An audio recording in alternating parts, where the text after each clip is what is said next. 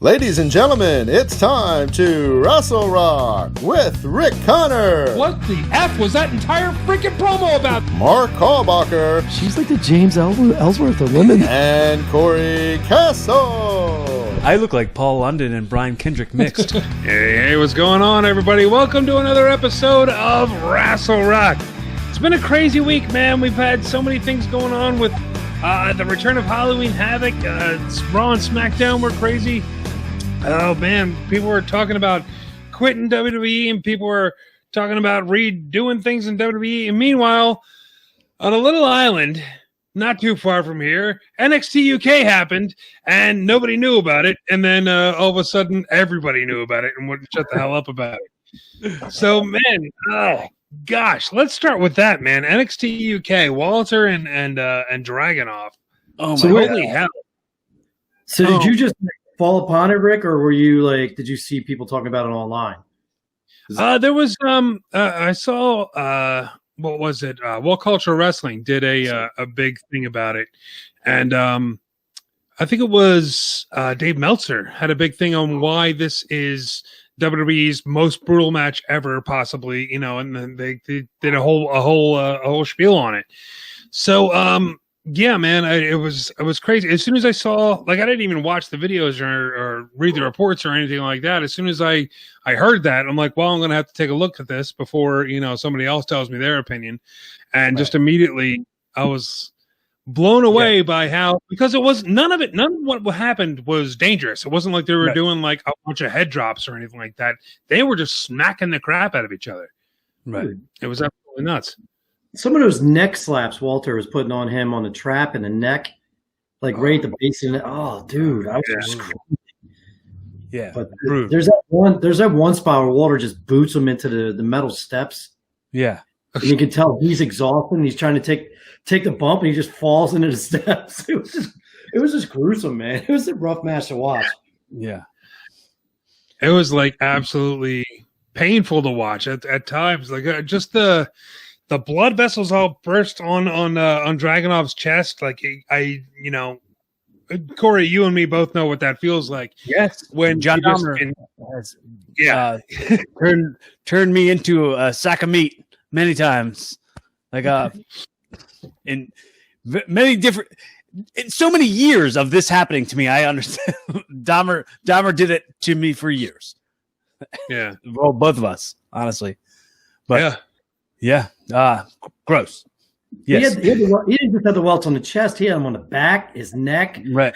Well, I mean, I was thinking this while the match was on, that this guy kind of reminds me of like, if like KO Storm and like Sami Callihan merged into one person. That's kind of how I feel. Do you remember KO Storm? Yeah. Well, like he has that same like that fair skin where as soon as he gets hit, there's marks. Yeah. Like that's the same stuff with like Sami Zayn does too. Then like Dragonov's like facial expressions are so good. His like selling's amazing. It's just like It also worked that they were screaming at each other in German. Right. Ain't nothing more hateful than some screaming German. It's not like hearing like a hard hit and then they're just yelling in German at each other. It's like, oh. It was rough because like I couldn't tell if they were calling the next spot and we could just happen to overhear them because there's no crowd, or if they were just like trash talk and just like Stools. I'm like, Jesus Christ, what the hell are they saying? The und headlock, und snapmare. It's absolutely names of moves and spots. It was absolutely brutal to watch. I still recommend it though. It's just for if you're into that like hard hitting, real snug, real. What's German for chop me? What's German for block this, chop me back? What's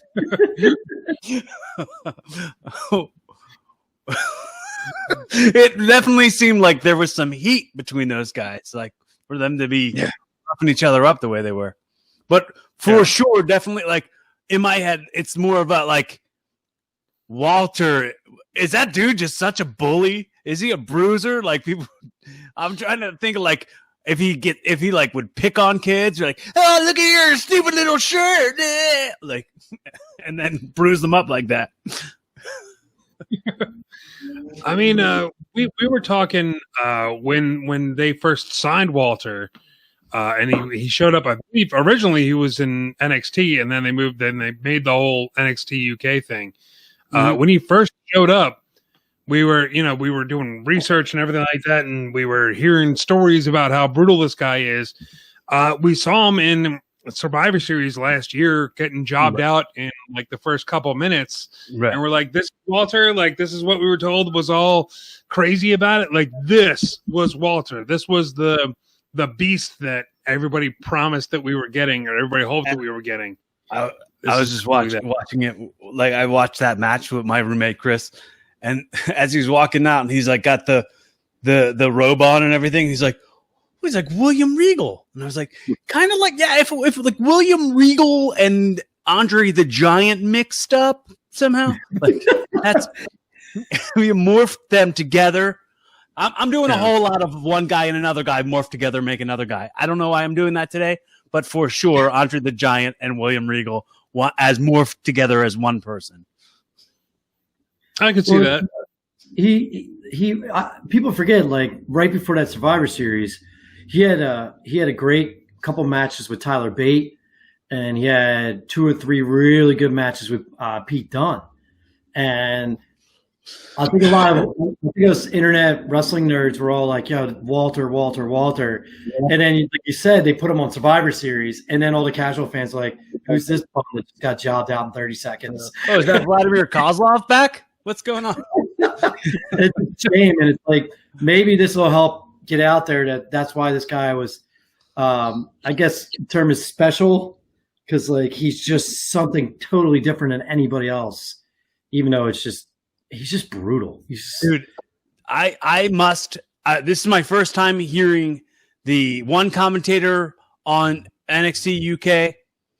I have to say, he sounds like if Bert Kreischer had a British accent. I couldn't stop thinking of that the whole time I was watching it. I was like, Bert Kreischer's calling the shots. But Nigel did such an amazing job. Like, what a testament! Like, what a dream match to be able to call as an announcer. That might be like what like they play back in his Hall of Fame speech. You know what I mean?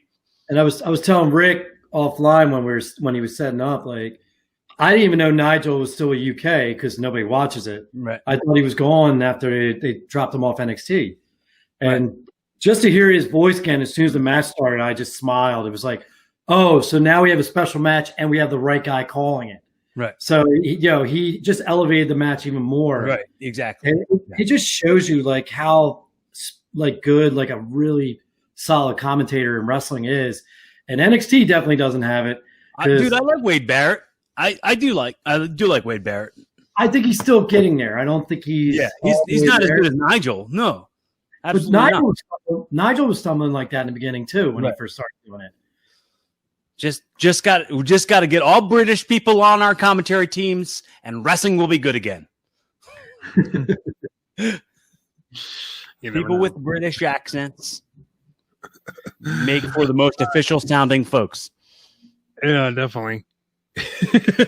I highly recommend this match. If anybody listening out there needs a match to watch and they're a big fan of, too many people these days was like, oh, I don't watch WWE. It's too cheesy. It's too corny. Go watch this match and you'll change your little tune there. Right.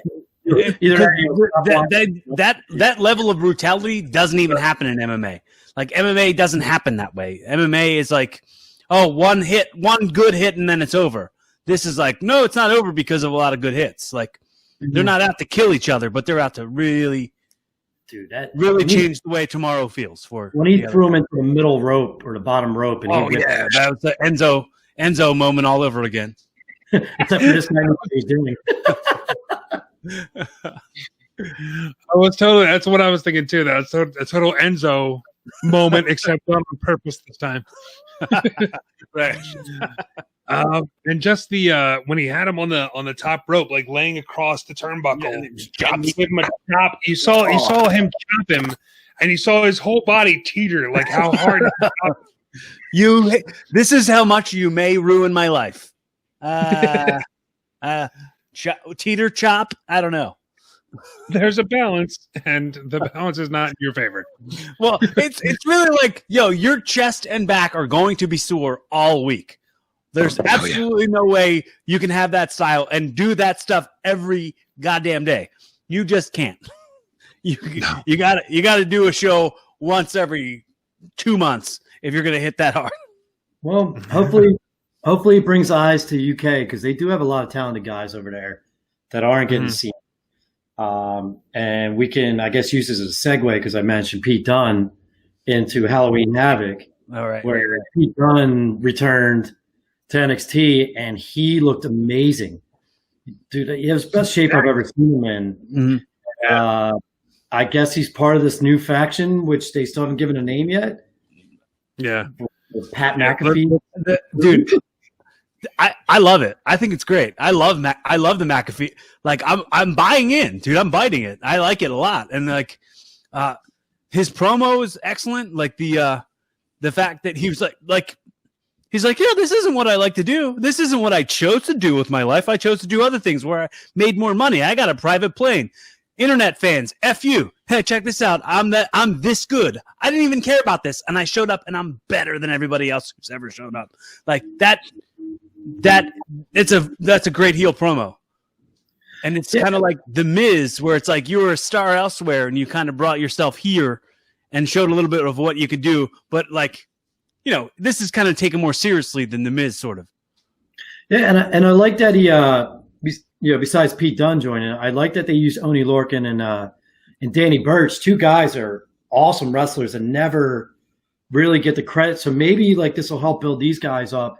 Because McAfee, for a guy who's only wrestled one match, I mean, he's got something. He's definitely one of those dudes that came over, and he's not like one of these other football players that came over and can't talk, can't do anything like a Lawrence Taylor or something like that. This guy, he went up against Adam Cole and put a hell of a match on, and then he shows up and gets on the mic, and he's that good on the mic too. Like, I'm kind of excited to see where it goes, and I think they need a new faction over in NXT.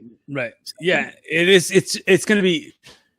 It's going to be interesting to see how they like play it out. Like if it gets played out real quick, that'll suck. But like it's going to be like Pete Dunne's so good. It's going to be hard to keep him as a heel, like to make people hate him and continue to hate him because like so many people love him so much. Yeah. But yeah, it's going to be a cool War Games if it's leading to that. So I guess like I didn't even think about that. Oh, this is going to be awesome for War Games. Yeah, it's going to be a great War Games team because like Undisputed Era has always killed it in the War Games. So mix that with other like Pete Dunne, like it's going to kill, dude. It's going to be awesome. Yeah, I don't know. You got Pete Dunne, and like I said, Oney Lorcan is very underrated. That guy can wrestle his ass off, and he's stiff as hell. So for like a match like War Games, he's gonna shine in something like that. Well, the guy he used to be called Biff Busick, and he did. I think he like used to do stuff with Jeff. Jeff like managed him in CZW, and then like won the heavyweight championship from him when Nico Socio was CZW heavyweight champion. Yeah. Yeah, man. If this is all, this has to be leading to War Games. I don't know how close. Excuse me. I don't know how close Adam Cole and Kyle O'Reilly are back to being at full, 100% and can get back in the ring clearance, whatever they call it. But I don't know when War Games is. Do we know? Is that Is that right before Survivor Series? Yeah, they're building towards it. Takeover before, right? It's a takeover before Survivor Series because they always end up doing War Games. November, yeah. They end up doing War Games, and it's usually better than the entire Survivor Series. Right. Like that match alone beats all of Survivor Series. So we got, 3-4 weeks easily? 5 weeks until Survivor Series? Yeah. It's coming up. It's coming up quick, man. And Pete Dunne, I don't think you have to worry about Pete Dunne not getting over as a heel because there's no crowd still. So they're piping in whatever sounds they want you to, if they want booze, they're going to get in the Capitol Wrestling Center. There's a gaggle of fans, but they're probably paid extras. Yay, boo! Smack the glass. I guess it really doesn't matter. And that's another thing we didn't even bring up when it came to watching the NXT UK. There was no crowd at all, and it just added to the brutality. Just listen to those. It felt like I was watching like some abuse, like some sort of shit I shouldn't be watching. Sorry, some sort of stuff I shouldn't be watching. Yeah. Oh man, it was rough. It was rough to watch. I think you could kind of hear some people, like crew members and stuff like that. You can kind of hear when the real brutal hit. You just be like, "Ooh!" Like you just hear that every once in a while, which I think made it even better. It's like they even thought it was going too far. If it cut together, just the sound effects of you going ooh ooh and put that over wrestling ooh ooh, that kind of weirds me out. I definitely made noises during that entire match. Yeah, it was so brutal. There's that one where he bowed him over the corner and he stepped on his neck and then came down and just smacked him. I was like, why? What did he do? What did he do to poor Walter? Yeah, man. Halloween Havoc was something I thought really good. When you compare it to the other stuff like the Great American Bash and In Your House and stuff like that, I thought this was absolutely fantastic. The spin the wheel, make the deal thing, the Devil's Playground match, I thought was really good. They played up Gargano perfectly with the I hate wheels thing. That was Gargano was freaking hilarious, and they really need to do more with that because he's what I didn't understand at all. Why did Johnny Gargano super kick that dummy that popped out of? That was my favorite part of the match. It's so silly. It's such like a waste of time. Like if you think about it, like the logistics of the match or whatever. If it's a fight, you're just wasting so much of your energy throwing this kick to somebody who's not going to do an object. You're just super kicking and screaming. That's what you get for scaring me. Oh, come on, man! That was great. I got you back. That was a very weird finish, though. Him falling through the prop, and that was what put him out. But I didn't mind the match up until the finish. I thought it was a really solid match, and dude, I liked how they basically Halloweened up the whole set. I liked how it had a different feel. Everything like had a really cool vibe to it. I mean, the girls' ladder match, how they put orange stripes on all the ladders, and the bag of limbs was kind of stupid, but I thought the girls murdered each other. I also what's her name? Raquel Gonzalez, way better than I thought. Yeah, way better than I thought. Yeah. They've been using her as a heater. I didn't know she was going to be like not the greatest wrestler or whatever. Her and God, why am I blanking out her name? Rhea Ripley. They woo, that was a good match. I really enjoyed that match a lot. That was damn good. That was like you said, Raquel Gonzalez really surprised me. I didn't know she was that good, and she just had for her to just be bad, her to not be ready to have a match with Rhea Ripley. But then she does, and you're like, okay, cool. Okay, you don't suck like I thought you would.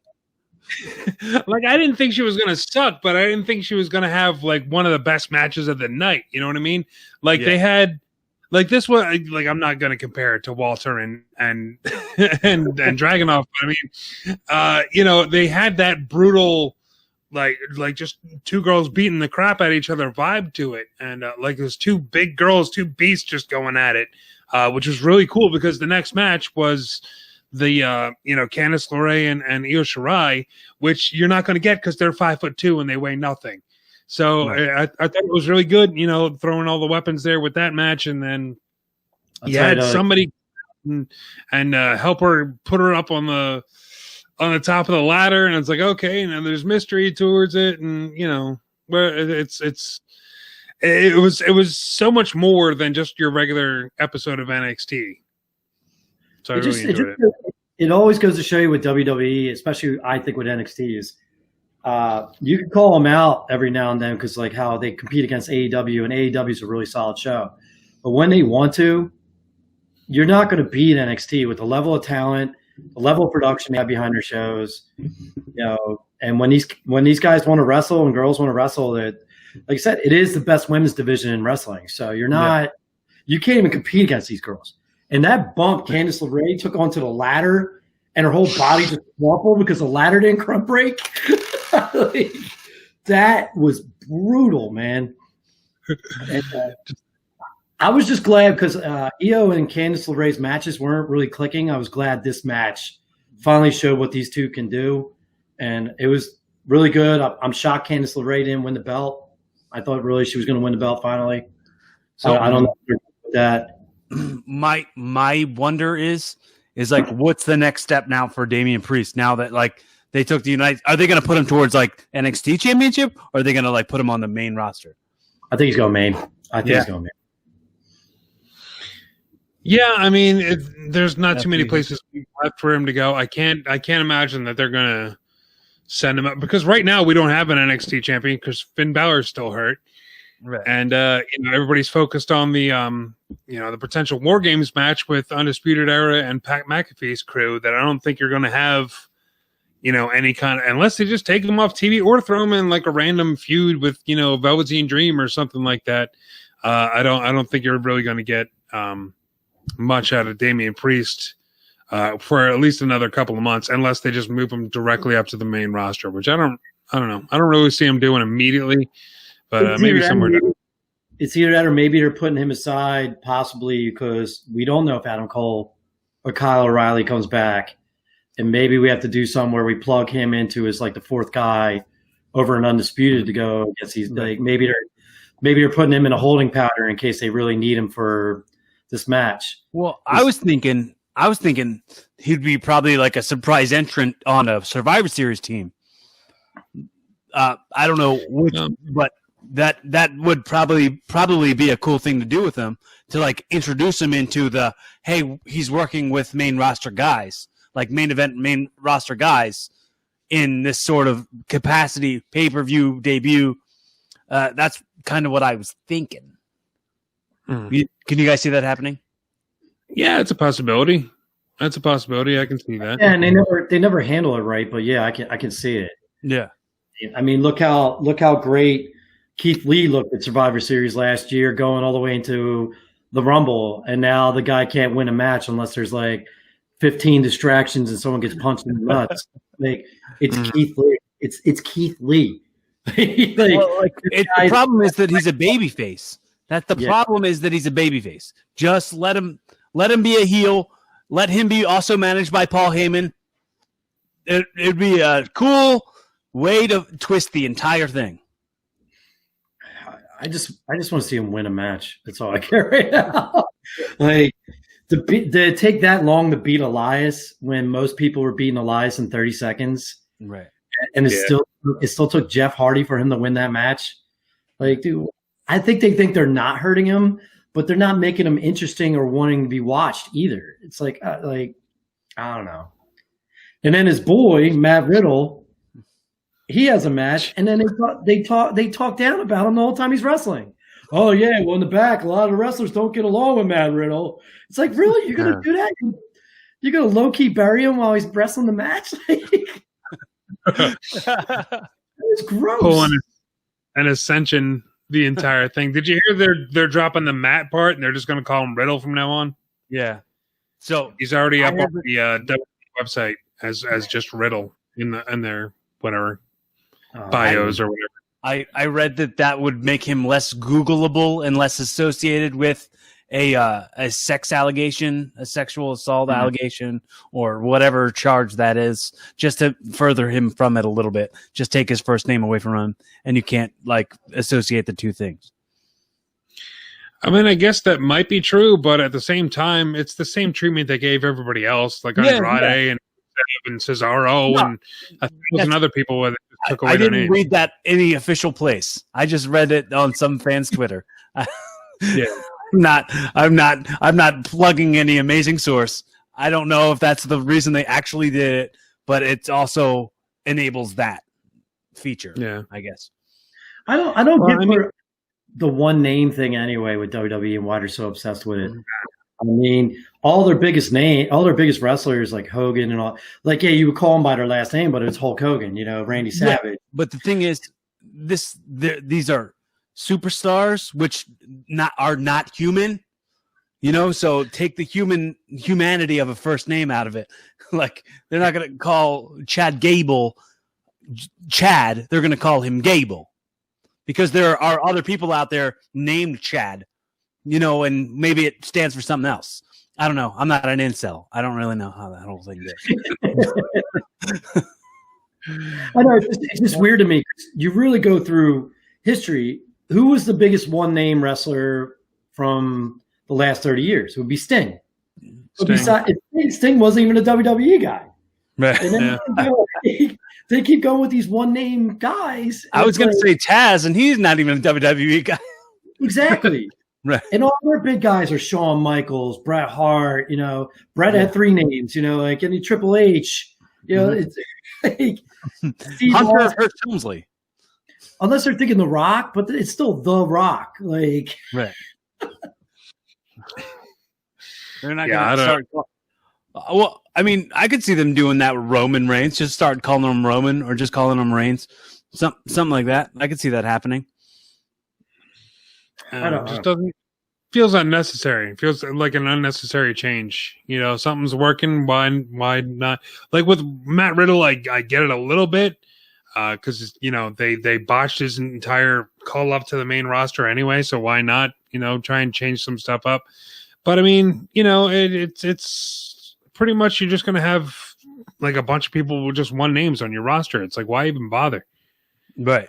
Why bother calling them up? Because it'll be like Mortal Kombat, where it's like Luke Cage, like it'd just be like Spike, Cobra, Venom, and it's just everybody has one Raiden, Yeah. Well, right. Yeah. Well, Raiden was a god. He's an actual Chinese god. What was I going to say? You wanted to bring up I guess it's Cameron Grimes. Corey, you were talking about Cameron that one. Well,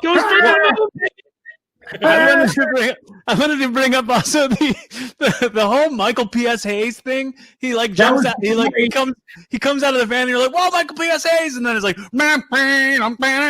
and you can't hear a goddamn thing he's saying. You can't hear a word he's saying. Bad street. And he goes away. Like, I didn't hear a thing he just said. I didn't even care because I was just singing Bad Street while I was playing because I haven't heard that damn song in like 2 years, and I love that freaking song. And then Grimes goes, "Man, I hate the South." I'm like, bro, you're from like North Carolina. What a goof. I gotta admit, he's a good comedy wrestler, man. And the whole time he's just screaming, "Ah, ah!" The whole entire match he's screaming. he needs like a Cobra, like some sort of. What did you say? I just wish he had a better wrestler to go against in that match. Yeah, because I don't think. Well, I don't think Dexter's bad, man. I like him. I like Loomis. I think he's good. I just didn't think it worked for that match because I think they were going for like a Michael Myers vibe because he doesn't beat. I didn't understand the whole like zombies thing and like the haunted, like when they were in the haunted house and the lady goes all the way backwards. I didn't get why that was essential. I mean, it's scary, yeah, and we're going for Halloween stuff.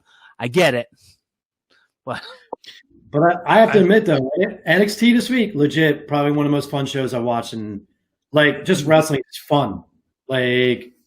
Yeah. It was goofy. There was a lot of like we're talking about Cameron Grimes, William Regal.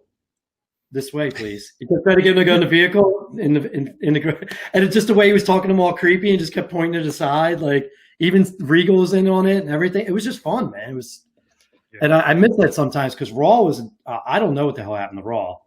Like I couldn't understand anything that was going on. Even the Wyatt stuff was a little weird and normal, like you said, like giving the rabbit cyanide. Yeah. Well, we gave him tea and got cyanide in it, and he's like throwing up and dying. And then while he's dying from that, he gets hit with a stick. Let's just kill him. Let's kill him twice. Whatever. You gotta make sure. What was the like little branding iron thing? Like, what happened to the big mallet thing? What? So that just adds more folds to the Bray Wyatt fiend character.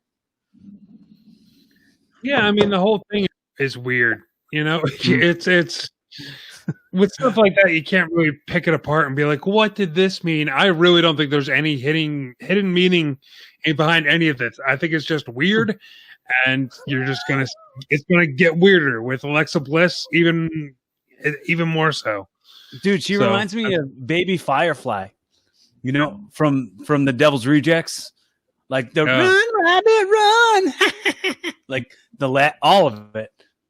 It's cool. I like it, and the whole cutaway so that they can put the weird contacts in. It's super cool. I enjoy when she did the moment of bliss, and then she just sat in a corner and just did this while like Rainbow was getting attacked. Like there was some good points that, and when Bray Wyatt was talking.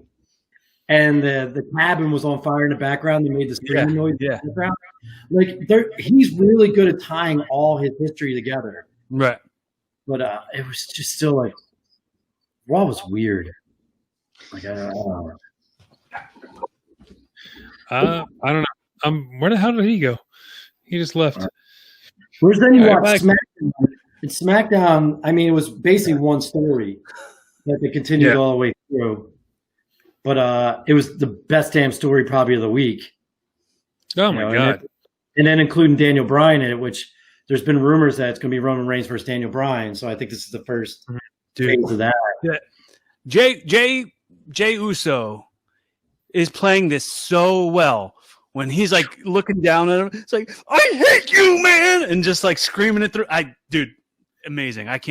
I'm so thrilled to been able to like be a wrestling fan and be somebody who like studies emotions at the same time. So like this is super cool for me, and I'm buying it all the way.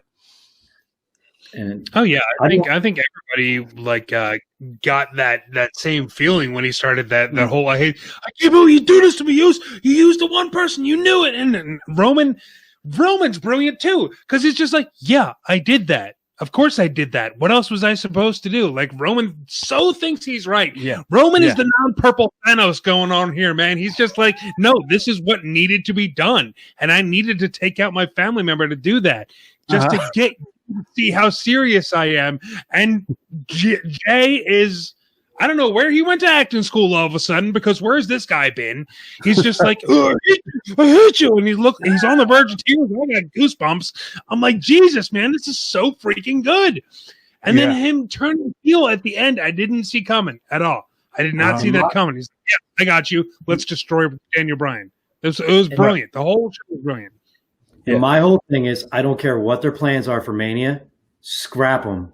I want Jey Uso versus Roman Reigns for the title. And Mania. I want Jay to turn on him right around Survivor Series. Royal Rumble. Like finally, like on him, and I want to see Jey Uso versus Roman Reigns for the title. I think it'll be way bigger than anybody's going to realize. Jey Uso right now, him and Roman Reigns are like the stars of WWE. They're killing it, and now they're bringing in King Babyface, Daniel Bryan to tie the story together. To really put it over. Yeah, it's only going to get better. Yeah, and Roman standing there with Paul Heyman pointing at Jay and going, "Show him." You're saying it was just perfect. It was just his stoic, low key, like I'm a murder everybody like personality is just fantastic. And just seeing him screaming, "I understand now," and all that, like just beating up Daniel Bryan was just, dude, such great stuff. I didn't even know what happened on SmackDown besides that story. Completely forgot. Nothing else mattered. Nothing else mattered. Let me tell you, it was so good. And I know what you're saying about Jay and Roman at WrestleMania. We need this, I want to see the Virgil turning on Ted DiBiase moment that happened. You know, when it's just like that. Yes, finally, you see what This could be you're Jay, This could be that Kofi winning the world title emotional moment that WWE needs. They need moments like this, and we need that feel good story every now and then. Sometimes WWE forgets about that, and I really think if Jay turns around, and I don't care, have Jimmy interfere for him to win, so the brothers get over on Roman at the end. Right. I don't care what they think. The Fiend, whoever, scrap it. I want to see Jey Uso versus Roman Reigns for the world title at Mania. It's got money written all over it. If this storyline chugs along the way it's going, it's got money written all over it, and there'll be nothing better. And I'll be happy to see it. Because I have always loved the Usos. I think they're probably the best tag team in WWE. And like I said, I watched that Hell in a Cell match, just forgetting how great they are together, especially when they're with the New Day. Like the trash talking and the freestyle rap thing. Yeah, they're so good at trash talking each other while they're beating the hell out of each other. It's so great. Oh my God. Yeah, I don't know. I'm sad that WrestleMania is so far away because I want that to happen so bad. There's so many months in between. It's like, okay, well, Survivor Series is coming up, and I know they're going to do him and Orton, and then what are they going to do for TLC? What are they going to do for Royal Rumble? What are they going to do for Elimination Chamber? It's like, Edge is going to come back? Maybe. You think Edge will come back for Mania against Randy? That's the plan. I think the plan. Yeah, I think I've heard that actually. Now that I'm thinking about it, I heard that it's going to be Randy's holding the title for Edge when he comes back to have another run. Could be. I like it. Absolutely. I dig it. I get behind that. Yeah. Other than that, there's we saw no Otis and Tucker, which kind of upset me. I wanted to get a little bit more clarification on this storyline. We saw no Miz. We don't know what's going on with that and the Money in the Bank briefcase. Well, he got destroyed. He got destroyed by Drew McIntyre. McIntyre, yeah. Mm-hmm. He got destroyed on Monday night. And, yeah. There's a rumor that he's going to try cashing in at Survivor Series because it's his 10-year anniversary from the last time he cashed in. Oh, yeah, that's right. I did hear that. Yeah, it's something like to the day of when he last cashed in or something like that. And it was Randy was also champion when he cashed in. Yeah. Oh, so, all the stars are aligning. Just for him to get RKO'd and not win. Right. Yeah. I mean, it would be a cool moment, but they might Zack Ryder him and get it back from him the next day.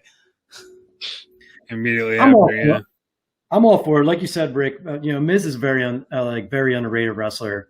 He's a great character. So he'll make it entertaining, and he'll be, I guess, that little, the middleman between this Bray Wyatt, Randy Orton thing they're doing, and make it more now Randy Orton's got not only got to beat the Fiend, but now he might have Miz cash in on him and take the belt from him. So it gives a couple of multiple storylines, which they haven't done in a while. Is finally getting interweaving storylines, which help a lot. Instead of just Keith Lee punching people in the balls and get mad and screaming at him. When you're really angry. We're a couple hours. Sorry, go ahead, Cory. I'm sorry. I was saying we also got Big E in the title picture stuff with all that. So I mean, whatever that winds up being too, mix in the Miz stuff, the Fiend stuff, the Roman stuff, all that stuff. Mix all that in. It's a real cool time to build towards those WrestleMania feelings you were having, Rick. Where it's oh man, it feels like WrestleMania is too far away. Yeah. It feels like we're right there already. It's we're almost fantasy booking WrestleMania at this point. All of WrestleMania at this point, all 8 hours are oh, this match could be good. Oh, this match. Oh my God. It looks like they're gearing up for this. We're already there. and it sucks. It's not even Survivor Series yet. It's like, damn it, we have to wait, and so much stuff could change. Like a couple weeks ago, we talked about how much Big E would be great. Oh, let's get Big E and Roman Reigns. And now we're like, screw Big E. Let's get Jay back in there for a third match. Let's do it. You think about it, all can you do that in the Vince McMahon impression? Wait, sorry, what? Can you do that in the Vince McMahon voice? When you like pitch how cool Big E would be in the Austin voice, and then as McMahon. Jesus, you're booking. Write it down, and I'll try it for next week. Jesus. What were you saying, Mark? What I was saying is like it's a lot different than last year, and a lot of it comes from how well SmackDown in 4 weeks has completely turned the ship around, and they had the best storylines going and everything. And then you have a couple small. Last year, this time we weren't even talking about Mania because everything was a mess. Nothing was in place. None of the characters were established. At least this time we're finally getting little pieces here and there. Like, oh well, they could go this way with Roman Reigns, or they can go with Big E, or they can go Daniel Bryan. Like they're stemming that off, and then you look on Raw, like we were talking about, like you have the Miz possibly cashing in, but is Edge coming back for Mania? Is Orton going to have the title? And like we weren't this excited. It's like it's almost like they might be slowly turning the ship around, and the storylines starting to fall in place. Mm-hmm. And one of the rumors today is they're supposed to be doing something. I don't know if it's going to be another pathetic job piece, but Retribution. I'll put some on Twitter that they're going to basically try to. They're going to do something tonight, so we'll see what happens. All right. Well, hopefully it's not loose. I was just about to bring that up. The tomorrow or tonight on WWE Raw, I turn this ship around, but I don't want you to change. I want you to continue to ignore the warning. I want you to continue having no faith in us. After all, having no faith in us is what made us in the first place. So, I mean, it very, very much sounds like a work, but at the same time, it's like, okay, are they finally going to do something? Are they finally going to change it? Because they're what, 0-4 at this point for like for as long as they've been bringing these guys. They're 1-4. Slapjack pinned MVP once. So well, there you go. On one of the newest Botchamanias, they had the picture of Slapjack come up, and then it showed like the Urban Dictionary definition of Slapjack right next to him, and it was weird. And I'm never gonna not think of that when I hear his name or see him in the match. Yeah, you can't. We can't even say what that is. I can't unlearn it. So if you need to learn, if you really need to unlearn it, don't learn it in the first place. Wait, is it a different definition than what it used to be? On Urban Dictionary. What did it used to be? Slapjack used to be a bar of lead about that big, and it's not that. Handle. No, and then you would hit on Urban Dictionary. I thought that was called a blackjack. Is it called a slapjack? Yeah.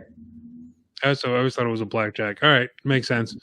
That Stevie Ray. That could be, but there's also a sexual meaning for it. So stuff that we can't talk about. Look at Urban Dictionary, kids. Just look it up. I'm not going to do the work for you. You do it. All right, I think it's about that time. We talked long enough. Let's get to it, man. Who wins wrestling this week? Who wins wrestling? Blah, blah, blah, blah, blah, blah. I don't want to steal anybody, so who wants to go first? This is a hard one. This is a really hard one. This week is a really, really hard one. But I want to have to say Damian Priest. Just because, like, he had a showing. Not only did he have a showing, but, like, that whole thing, like, that was a WrestleMania moment, even though it wasn't WrestleMania. Having, like, this, like, his guy who's, like, his childhood friend playing him to the ring, and they, like, that's a thing they said they were going to do. Did you see that on his Instagram? I think I heard about it. I didn't see it, but yeah. Like, the guy who played him out to the ring on the guitar was, like, his friend. And he was like, when we were kids, we said you'd play me to the ring, and here we are doing it. Like, that's such a win. That's such a win, and that wins wrestling for me. While it was a very hard one. And I'll probably agree with both of you guys, too. Mark, what do you got? All right. First of all, I completely forgot to mention when you brought the guitar thing. How cool was it that Poppy just popped up behind Io Shirai and then sang her music coming down the ring? That was cool. If you know Poppy isn't a fan of her, she's a very different, like almost like J-pop metal artist. So that was really cool. But I'm going with Jey Uso. The guy's been, honestly, like, as much as Roman's the guy, I think Jey has been the one carrying the storyline for weeks. And to see the emotional moment in the beginning with him telling him how much he hated him, and then finally, like, yelling, "I understand," the turning, and you can still see it in his face. He's not happy, but he just understands he has to do this now or he's out, like, was really, really well done. And like I said, SmackDown, I forgot every match on SmackDown after that happened. I couldn't even watch the rest of the show after that. Yeah, they had they were continuing with the Rey Mysterio and Murphy and whatever her name is had the big makeout session that freaked everybody out except for Seth Rollins, who seemed kind of enjoying it for some weird reason. Is her name? Is that her name? Aaliyah? Whatever, who cares? Aaliyah. It's not a good storyline, and everybody's kind of really disgusted by it. But there was that. You know, was that what wins? Was that what wins for you? No. I was just pointing out what else was on SmackDown. That's what wins the least. That's what loses wrestling. But I was going to go with Dragonov or somebody, just to pick somebody different. But I got to go with Jey Uso as well. Just anytime you make me feel emotion, like when you're showing emotion in the ring and you're making me feel it, like I was tearing up. I'm not even kidding. Like I was like, oh my God, he really misses his cousin. Like I was like, I was there. Got me feeling emotions higher than I've ever been. I was Mariah Carey all over that place, man. It was great. Yeah, definitely. I definitely have to go with Jey Uso. And you saw how fired up I got. How am I not going to go with Jey Uso? Christ. Oh, can we real quick, because you brought it up, and this is something that made me laugh so much when I watched it. Dominic has like a little dirt stash now. Yeah. Maybe he had it the whole time and I didn't notice, but like it's just like, oh, he looks like he's trying to be a grown up. Oh, get him a juice box. Look at you trying to look like a grown up. Look at you. Look at him in his little suit. It's so cute. He's like a real person. All right, man. I think we're about into it. We're about done here. Let's Mark, do you have anything before we get going? Rest in peace, Tracey Smothers. Passed away over the week. I didn't even know he died. Oops. If you're not familiar, Freddie Joe Floyd from WWE wrestled in Smoky Mountain Wrestling for years, and was part of bro. I love him. Solid wrestler. Not a bad word said about him when he passed. Like so many people, just kind words. Can I tell a funny story about Tracey Smothers from last year? Because we just brought up Tracey Smothers.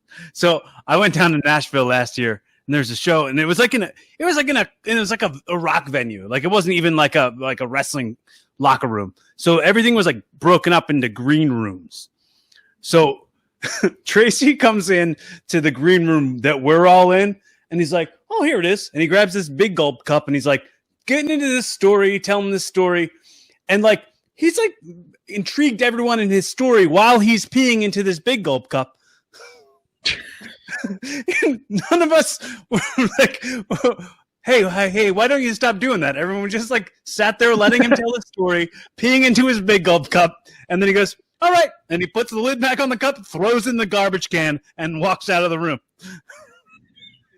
I was like, what the hell just happened?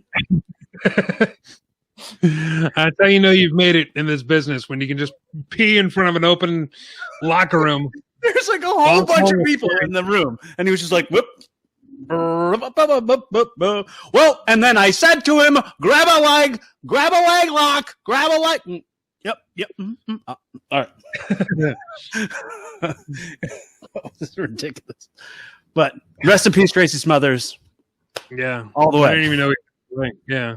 Didn't even know the guy passed away. Sad. Good, Cory, I used you to got really some. enjoy his working in ECW, the FBI, and all that stuff. But good, Rick. Cory, go ahead, knock out your plugs while we got you on screen here. Okay. So check out Evolving with Cory Castle. New episodes drop every Monday. Make sure to subscribe on iTunes, Apple Podcasts, Spotify, wherever you find and enjoy quality podcasts. Also, starting in just a couple weeks, I'm going to be hosting. There's a Christmas village in Ben Salem. I'm going to be hosting events like shows and stuff, like doing stand up and like introducing acts in that, like on a nightly basis. So get into the Ultra Zone parking lot and come see me do my thing. Mark, was there anything else you wanted to say about Tracey Smothers since Cory cut you off? No, man. I always just thought he was a really solid wrestler. I always had FBI was a really fun gimmick, and I just think he was one of those guys that was vastly underrated and never got the due he deserved. And he mentored a lot of guys, so I just think he deserved at least a shout out after him passing away. Very nice, man. Yeah, rest in peace, Tracey Smothers. Definitely will be missed by a lot of people. I got the same plugs I got every week. Check out my YouTube channel, tinyurl.com/YouTube Rick Connor. You can see a whole bunch of pro wrestling on there. Check out my other podcast I do with Mark's sister, Karen. It's called It's Something to Do. It's on Apple Podcasts, wherever you listen to podcasts. We just wrapped up the spooky month because, we just had our people coming on telling real actual ghost stories. Mark was on there. We just had Heather Klein on there, David Klein's wife from DCW. There's a whole bunch on there. It's actually really cool and really kind of freaky. So check that out before it gets too Christmassy around here, so you don't want scares anymore. Check out our merchandise store. It's teespring.com/stores/wrestle-rock. I got to get back in there and start making some new stuff.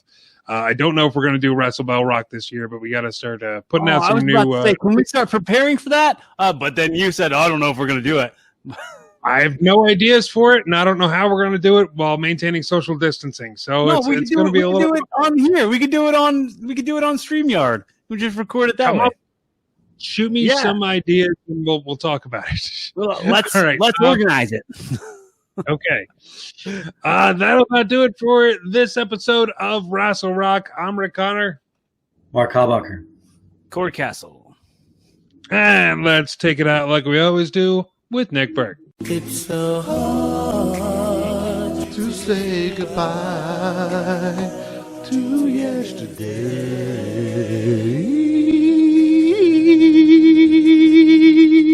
Join us again for another episode of Wrestle Rock. This has been Jay Davis speaking.